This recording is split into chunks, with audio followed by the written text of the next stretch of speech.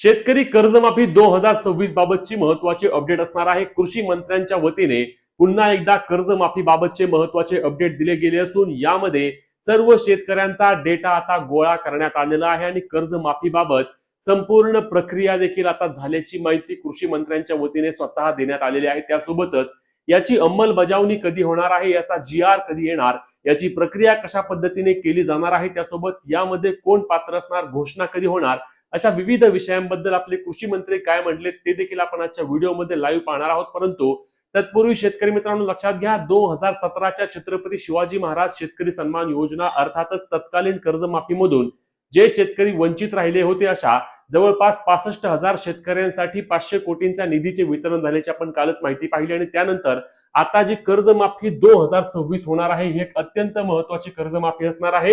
या कर्जमाफीसाठी राज्यभरातील सर्व शेतकरी लक्ष लावून आहेत, कारण अधिवेशनामध्ये बजेटच्या मांडताना दिवशीच आपल्या मुख्यमंत्र्यांच्या वतीने या कर्जमाफीबाबतची घोषणा झाली होती, ज्यामध्ये 2 लाख रुपयापर्यंत शेतकऱ्यांची कर्जमाफी आणि त्यासोबतच 50,000 रुपयापर्यंत प्रोत्साहनपर अनुदानाच्या स्वरूपात शेतकऱ्यांना मदत देण्याचे जाहीर करण्यात आले होते। त्यानंतर अर्थातच मार्च महिन्यानंतर एप्रिल महिन्यामध्ये याचा GR येऊन मे महिन्यामध्ये याची अंमलबजावणी प्रक्रिया सुरू होईल अशी आशा असताना त्या ठिकाणी जी समिती होती त्या परदेशी समितीच्या वतीने अहवाल येण्यास थोडा उशीर झाला।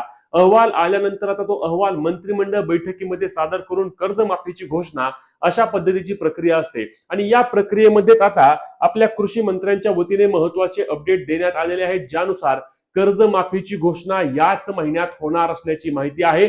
त्यासोबतच कर्जमाफीची घोषणा किंवा जाहीर हे स्वतः मुख्यमंत्री करणार आहेत अशी देखील माहिती आपले कृषी मंत्री दत्तात्रय भरणे यांच्या वतीने दिली गेली आहे। त्यासोबतच या कर्जमाफीची जून महिन्यामध्ये प्रक्रिया पूर्ण करून जून महिन्यामध्ये शेतकऱ्यांना आम्ही कर्जमाफीचा लाभ देऊ असे देखील पुन्हा एकदा बोलले गेले आहे।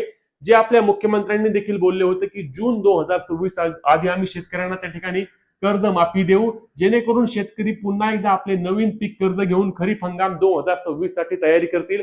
आपल्याला आधीच माहिती आहे की यावेळी अल निनो या वादळामुळे शेतकऱ्यांना पावसाचे देखील संकट येण्याची मोठ्या प्रमाणावर चिन्ह आहेत। अनेक हवामान तज्ञांच्या वतीने त्या संदर्भातील अपडेट देखील देण्यात आली आहे। परंतु यामध्ये आता शेतकऱ्यांची कर्जमाफी झाल्यानंतर शेतकऱ्यांना पुन्हा एकदा नवीन कर्ज घेऊन खरीप हंगाम 2026 साठी तयारी करायची असल्याने शेतकरी कर्जमाफीबाबत लवकरात लवकर घोषणा करून या GR मध्ये कोणत्याही अटी किंवा निकषांचा समावेश करू नका अशी देखील मागणी होत आहे। त्यासोबतच आपले राजू शेट्टी जे आहेत स्वाभिमानी शेतकरी संघटनेचे, यांच्या वतीने देखील स्पष्टपणे मागणी करण्यात आली आहे की अटी आणि निकषांविना ही कर्जमाफी हवी आहे।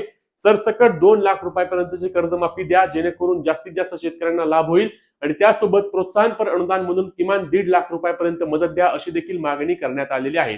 त्यासोबत लक्षात घ्या, अजून जर लांबली म्हणजे कर्जमाफीची प्रक्रिया अजून लांबली तर एकतर आधीच अडचणीत असलेला शेतकरी वर्ग मोठ्या प्रमाणावर अजून अडचणीत येऊ शकतो, कारण खरीप 2026 साठी शेतकऱ्यांकडे सध्या पैसे नाही आहेत।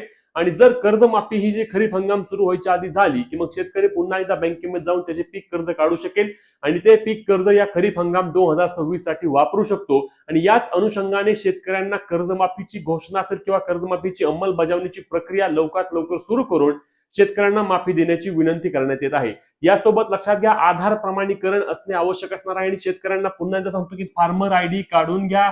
20 मे पर्यंत फार्मर ID काढण्यासाठीची मुदत आहे आणि जर फार्मर ID नसेल तर तुम्ही या कर्जमाफीच्या लाभापासून वंचित राहाल। तुम्ही अटी आणि निकषांमध्ये पात्र असाल तरी देखील तुम्हाला कर्जमाफी मिळणार नाही। आता या कर्जमाफीबाबतचे सर्वच्या सर्व अपडेट आपण योग्य पद्धतीने रोजची रोज जाणून घेत आहे, त्यामुळे आपल्या पेजला फॉलो करून चॅनलला सबस्क्राईब करा, जेणेकरून या सर्व अपडेट तुम्हाला मिळणार आहेत। आणि पुढे आपले कृषी मंत्री काय म्हणले ते देखील तुम्ही व्हिडिओमध्ये पाहणार आहात, त्यामुळे व्हिडिओ नक्कीच पहा आणि पेजला फॉलो, चॅनलला सबस्क्राईब करून तुमचे प्रश्न नक्की कमेंटच्या माध्यमातून विचारा।